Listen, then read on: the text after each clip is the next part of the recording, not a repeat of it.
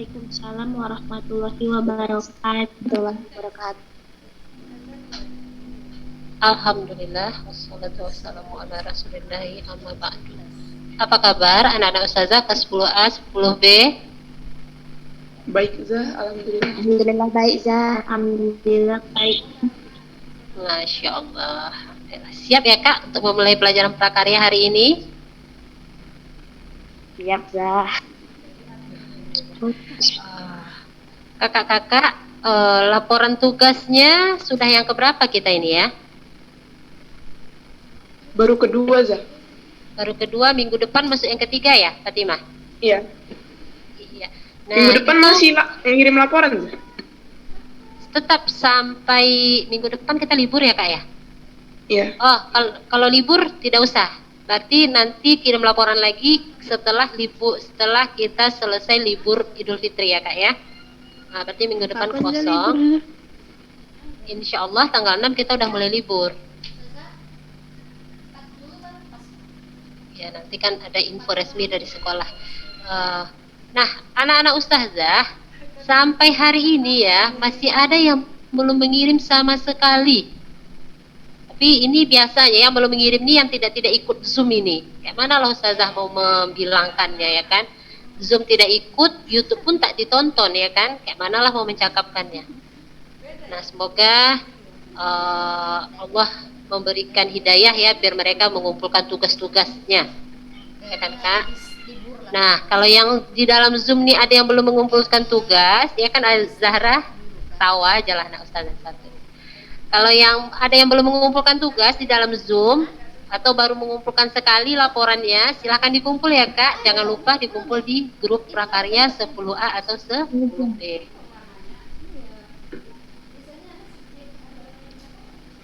Nah, Kakak bukunya bisa dilihat kan Kak? Bisa, Zah. Bisa, alhamdulillah ya. Kita mulai materi kita hari ini ya. Kita masih di bab pengolahan makanan ya Kak, pengolahan wirausaha, pengolahan makanan dari bahan hewani.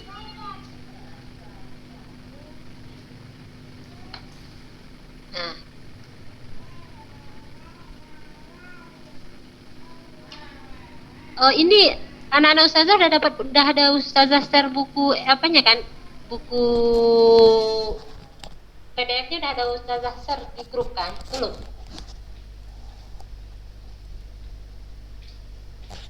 Ustazah. Udah ya. Nanti akan dibaca-baca juga ya Kak ya.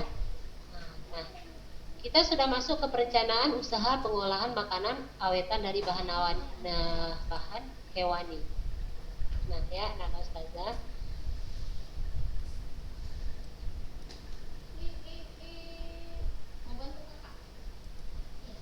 Nah, makanan awetan dari bahan hewani adalah makanan yang dibuat dari sumber daya alam hewani, ya, yang sudah melalui proses pengolahan yang tepat, sesuai dan dikemas dengan baik. Nah, baik penggunaan pengawetnya maupun tidak, sehingga mempunyai umur simpan yang lebih panjang. Nah, penggunaan pengawet di sini juga harus ada kriteria sesuai BPOM. Nih, minggu lalu saya sudah sampaikan ini ya Kak. Nah, terus kita masuk ke sistem pengolahan makanan awetan dari bahan hewani.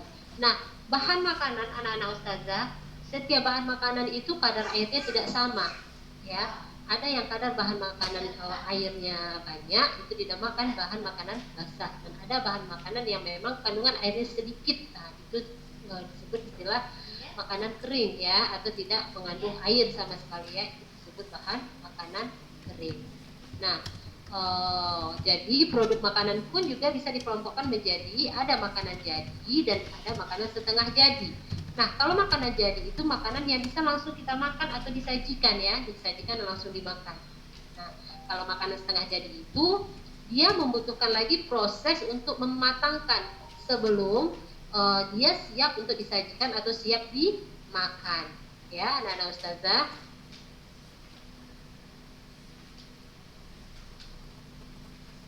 Nah, Di dalam pengolahan makanan awetan hewani ada 2 tahap, yaitu tahap pengolahan dan tahap pengemasan.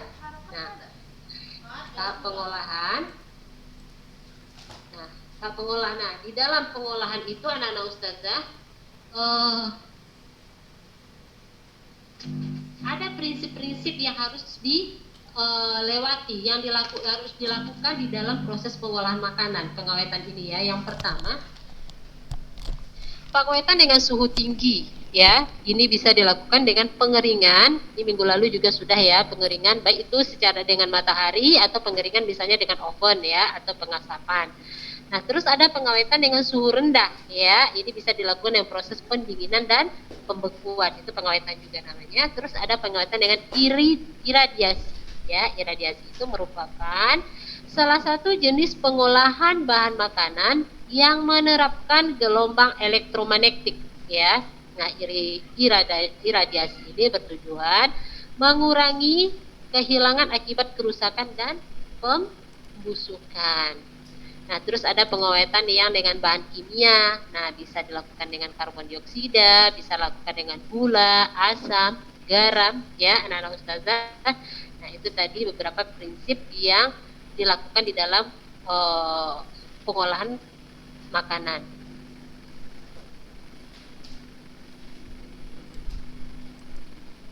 Nah, setelah itu pengemasan ya. Kenapa harus ada kemasan gitu ya kan? Kenapa harus pengemasan? Namanya makanan awetan ya Kak, makanan awetan, makanan yang tidak langsung dimakan atau makanan setengah jadi. Nah, kita harus butuh kemasan untuk menyimpannya ya, untuk menyimpan atau untuk mendistribusikan. Berbeda dengan makanan jadi. Makanan jadi itu tidak butuh kemasan, paling cuma wadah untuk menempatkannya ya kan. Kalau makanan setengah jadi ini dia kan disimpan. Kenapa harus ada makanan setengah jadi? Tujuannya kan bisa didistribusikan ke tempat yang jauh, lebih jauh ya kan. Nah, di sini dibutuhkan yang namanya pengemasan. Nah, di semester di beberapa bab yang lalu ya, pas semester yang lalu Ustazah juga sudah pernah menyinggung ya. Kemasan tuh ada 3. Siapa yang ingat anak-anak Ustazah? Kemasan ada 3. Kemasan yang langsung melekat pada produk, kemasan primer dan kemasan tersier, Zah. Masya Allah. Ada kemasan primer, ada kemasan sekunder, dan ada kemasan tersier. Masya Allah. Syukran ya, Zahra Arika. Masya Allah ya.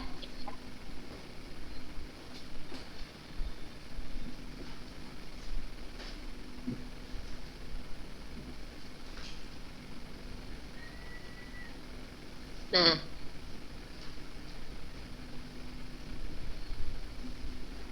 ya, jadi ada namanya kemasan yang melekat pada produk, itu disebut kemasan primer. Nah, terus ada kemasan sekunder. Nah, kemasan sekunder ini berisi beberapa kemasan primer yang berisi produk. Terus ada kemasan yang untuk didistribusikan, untuk mendistribusikan produk disebut kemasan tersier. Nah, kemasan untuk produk makanan fungsional setengah jadi, anak-anak ustazah, dia berbeda dengan produk makanan fungsional jadi yang siap dikonsumsi ya. Nah, jadi dia harus berbeda. Nah, pada produk makanan, proses pengemasan berkaitan dengan erat dengan proses pengolahan produk, ya. Nah, pengemasan ini berperan penting dalam menentukan keawetan produk makanan yang dikemasnya. Ya. Nah, kemasan makanan tujuannya pertama untuk melindungi produk dari pengaruh lingkungan seperti uap air ya, mikroorganisme yang membuat si produk ini mudah basi atau mudah membusuk ya. Nah, dia dilindungi oleh si kemasan tadi. Nah, juga kemasan itu melindungi produk dari benturan-benturan yang dapat menyebabkan kerusakan pada bentuk dan isi si kemasan. Nah, ya, anak-anak ustazah, nah itu kemasan. Nah, fungsi lain dari kemasan adalah untuk penanganan atau memudahkan penanganan produk. ya, waktu kita mendistribusikan. Terus juga kemasan tadi memberikan informasi. Nah, dan juga harus ada daya tarik bagi pembeli di kemasan tadi. Jadi kalau kita membuat kemasan untuk produk makanan setengah jadi ini, selain kemasan itu melindungi produk kita dari bakteri atau mikroorganisme tadi, juga menghindari dari benturan-benturan, ya kan? Nah, kemasan tadi juga harus dibuat semenarik mungkin, ya, kakak-kakak ya. Kemasan tadi juga harus dibuat semenarik mungkin. Jadi kita ya kak, kita itu kalau sesuatu itu kita berasal dari mata ya kan. Nah, kalau mata kita sudah melihat sesuatu itu indah gitu ya kan. Nah, kita timbul rasa ketertarikan. Nah, itulah fungsinya harus membuat desain dari kemasan tadi semenarik mungkin. Nah, jadi orang akan tertarik, loh itu kok cantik ya, isinya apa? Oh, mereka tertarik dengan isi produk kita. Nah, jadi jangan lupa untuk dibuat semenarik mungkin. Ya. Nah, di kemasan juga harus ada informasi. Informasi apa gitu. Nah, kalau kita makanan setengah jadi, nah yang pasti di situ ada informasi kapan makanan tersebut expired ya kan. Nah, harus ada di kemasan itu. Ya. Terus kapan makanan itu diproduksi. Nah, juga harus ada. Nah, terus bahan-bahan apa saja komposisinya bahannya ya kan. Nah, kenapa orang tidak akan bertanya lagi, tidak akan menghubungi kita, oh Fulana produkmu ini bahan-bahannya apa saja, kan tidak mungkin gitu. Kalau kita membuat produk massal banyak gitu ya kan tidak mungkin orang satu-satu akan menelpon atau bertanya ke kita komposisi bahannya apa aja, kapan dia expirednya, kapan ini diproduksi. Tidak. Nah, ini sudah cukup dan sudah didapatkan dari kemasan. Ya kakak ya. Itulah fungsi dari si kemasan tadi. Nah, di kemasan itu juga dicantumkan ada kalanya cara pengolahan makanan tersebut. Nah, juga ya kan ada makanan cara pengolahnya kayak mie instan misalnya ya kan kak, rebus air 3 menit, masukkan mie, masukkan setelah 2 menit, masukkan bumbu ya kan contohnya. Nah, biasanya ada produk-produk tertentu yang memang ada informasi bagaimana cara pengolahannya atau informasi tentang produk ini, produk makanan yang ada di dalamnya itu, ya. Jadi semua didapat dari dalam kemasan, ya. Nah itu tadi kemasan, itu ada kemasan primer, ada kemasan sekunder, dan ada kemasan tersier.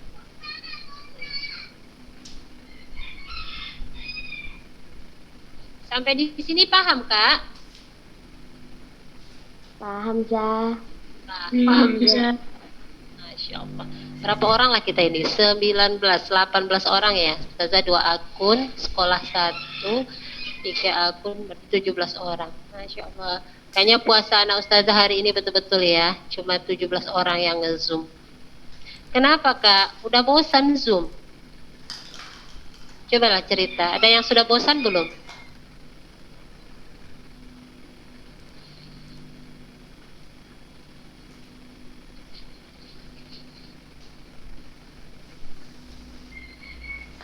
Mudah-mudahan anak-anak ustazah yang zoom ini yang memang setiap minggu orang-orang ini aja yang zoom, ya kan? Kakak-kakak ini aja yang zoom. Insya Allah lah ya, semoga selalu dimudahkan Allah ya kak. Nah, anak-anak ustazah kita kembali ke materi. Nah, kemasan untuk produk makanan dia mempunyai beberapa persyaratan, ya persyaratan sebelum diputuskan atau digunakan untuk mengemas makanan atau minuman yang kita produksi itu. Nah, apa saja persyaratannya? Yang pertama adalah kemasan harus dapat melindungi isi dari pengaruh lingkungan saat didistribusi. Ya, contohnya di sini keripik. Ya, keripik akan lembek jika kemasannya tidak dapat menahan H2O yang masuk melalui pori-pori. H2O apa kak?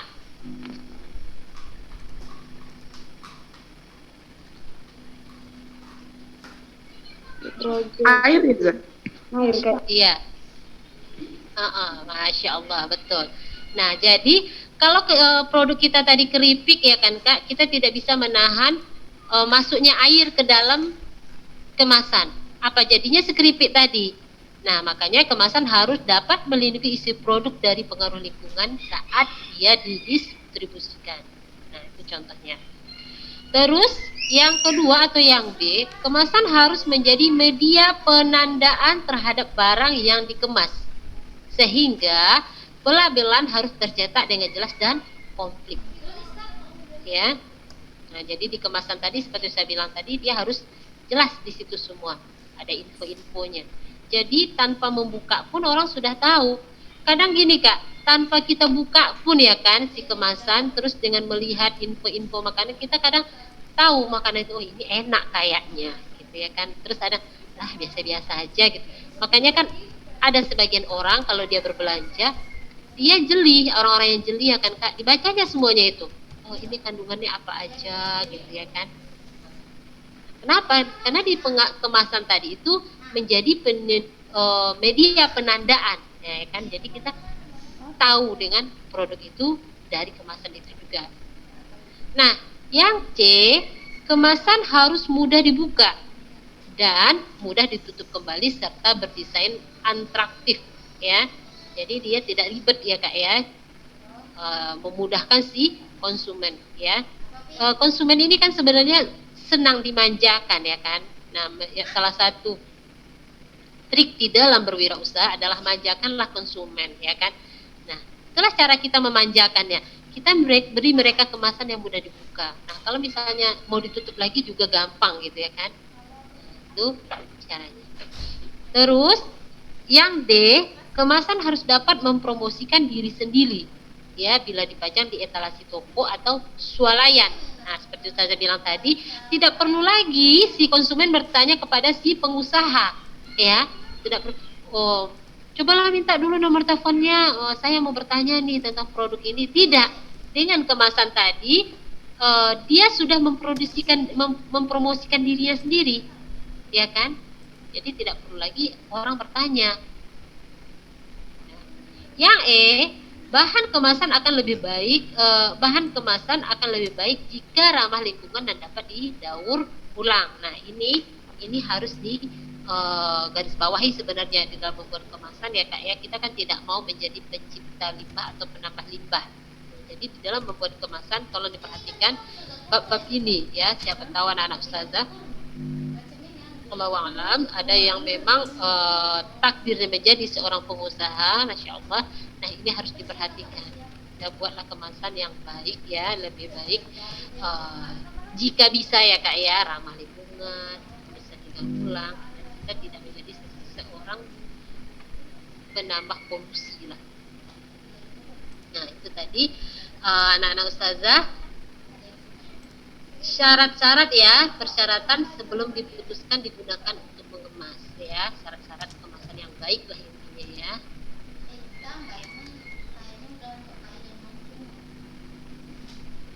Nah, selanjutnya di dalam membuat label anak-anak ustazah. Jadi selain kualitas kemasan, hal yang harus diperhatikan adalah label dari kemasan produk makanan fungsional itu ya. Jadi ada 8 hal wajib yang harus ada pada label. Nah, yang pertama nama produk sesuai dengan SMI ya, terus ada nama dagang. Terus dalam menggunakan nama dagang jangan menggunakan nama yang sudah digunakan oleh produsen lain. Nah, jadi harus menciptakan nama baru, nama sendiri ya kan Kak. Terus selanjutnya berat bersih atau isi bersih bergantung pada bentuk produk padat atau cair. Padat digunakan berat bersih dan cair digunakan isi bersih. Ya, catat untuk produk padat dia digunakan nama berat bersih, sedangkan produk cair digunakan isi bersih. Nah, sedangkan untuk pasta boleh menggunakan berat bersih atau isi bersih. Jadi dia kan pasta ini tidak padat dan juga tidak cair.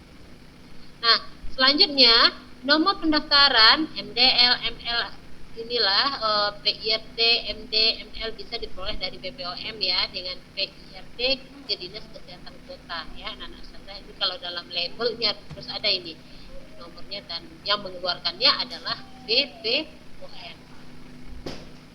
Nah, selanjutnya nama dan alamat produsen ya, hal yang wajib dicantumkan yaitu nama perusahaan, nama kota tempat produksi, kode pos dan nama negara jika untuk diekspor. Nah, ini harus ada di dalam label tadi. Nah, tanggal kadaluarsa, nah yang ditulis baik digunakan sebelum tanggal berapa gitu.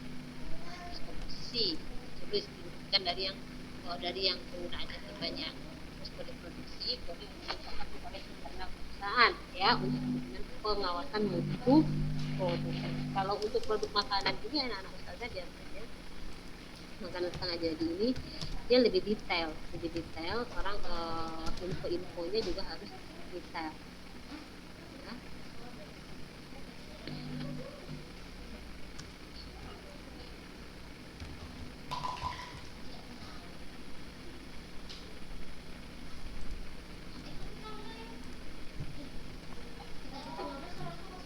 Sampai di sini ada yang mau ditanyakan anak-anak ustazah?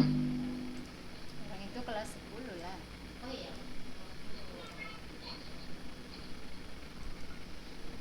Nah, ini ada contoh label pada produk makanan ya.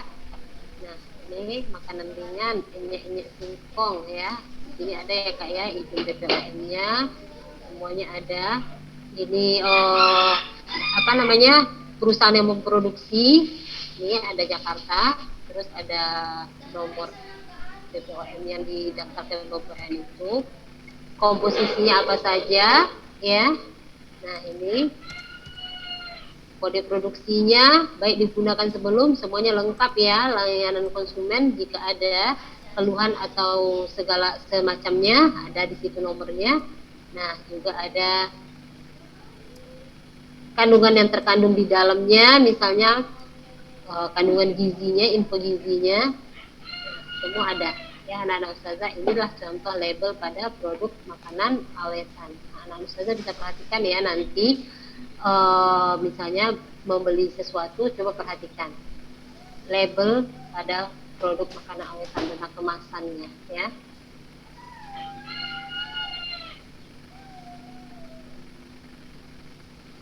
Ya, itu tadi sistem pengolahan makanan awetan hewani.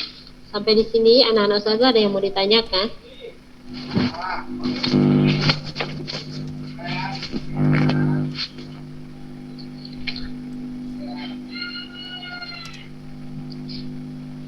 Kalau memang nggak ada ditanyakan, ustazah anggap anak-anak ustazah paham ya.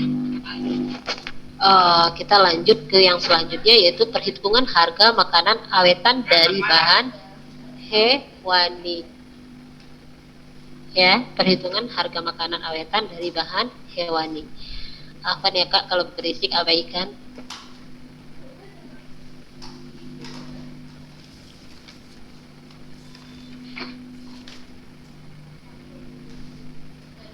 Nah, anak-anak ustazah, perencanaan bisnis yang baik sangat diperlukan agar usaha yang dijalankan bisa berhasil dengan baik. Jadi apapun usahanya, apapun bisnisnya ya, itu dimulai dengan pencarian ide, ya kan, penentuan jenis usaha, lokasi usaha, terus kapan memulai usaha, target pasar, sampai kepada strategi pemasaran. Jadi ini semua harus direncanakan dengan sebaik-baiknya. Nah, satu hal yang juga tidak kalah penting adalah masalah pengelolaan keuangan. Ya, pengelolaan keuangan ini termasuk di dalamnya perhitungan dari besaran biaya investasi dan operasional. Nah, sampai ketemu dengan yang namanya HPP ya, atau harga pokok produksi. Nah, kemudian baru bisa menentukan besaran margin sehingga bisa ditentukan berapa harga jual produk tersebut. Ini juga setiap bab kita menghitung ya Kak ya HPP ini.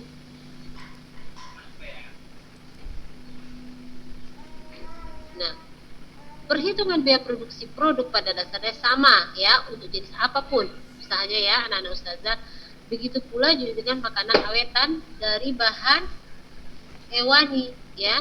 Nah, hanya perbedaannya biasanya kalau makanan awetan dari bahan hewani ini pengambilan marginnya lebih besar. Kenapa? Karena biaya operasional dan resikonya juga lebih besar. Ya.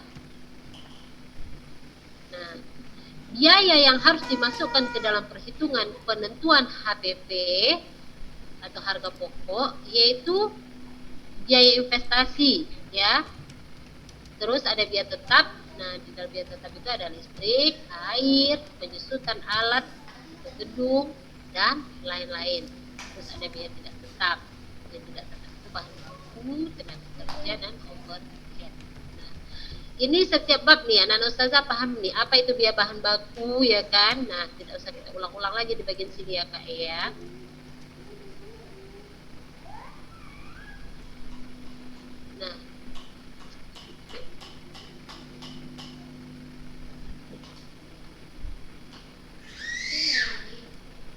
Nah, minggu ini berhubung waktu kita sudah habis, insya Allah minggu depan kita masuk ke metode penetapan harga produk. Secara teori dapat dilakukan 3 pendekatan ya, ada pendekatan permintaan, biaya, ke pasar ya, insya Allah ya. Tentang perhitungan harga makanan awetan dari bahan hewani, untuk lebih jelasnya insya Allah mungkin harus lebaran ya Kak ya. Habis lebaran lah baru kita masuk lagi, mungkin minggu depan kita sudah libur, Allah alam ya. Kalau tidak salah info seperti itu. Tidak jauh-jauh lagi materi kita. Pemasaran. Insyaallah minggu depan kita lanjut ya Kak. Nah, anak-anak ustazah sampai di sini ada pertanyaannya? Berapa orang kita? Masih seperti tadi. Anggi Sofia, coba hidupkan kameranya dulu.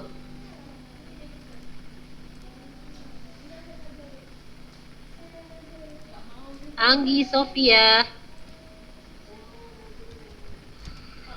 Najwa Zalila, Fatlina, Farahilwa, Ayudwi. Gak ada orangnya. Anggi Sofia.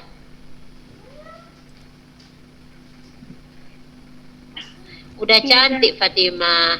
Nah, Masya Allah. Kak, kakak udah ngumpul tugas, Kak?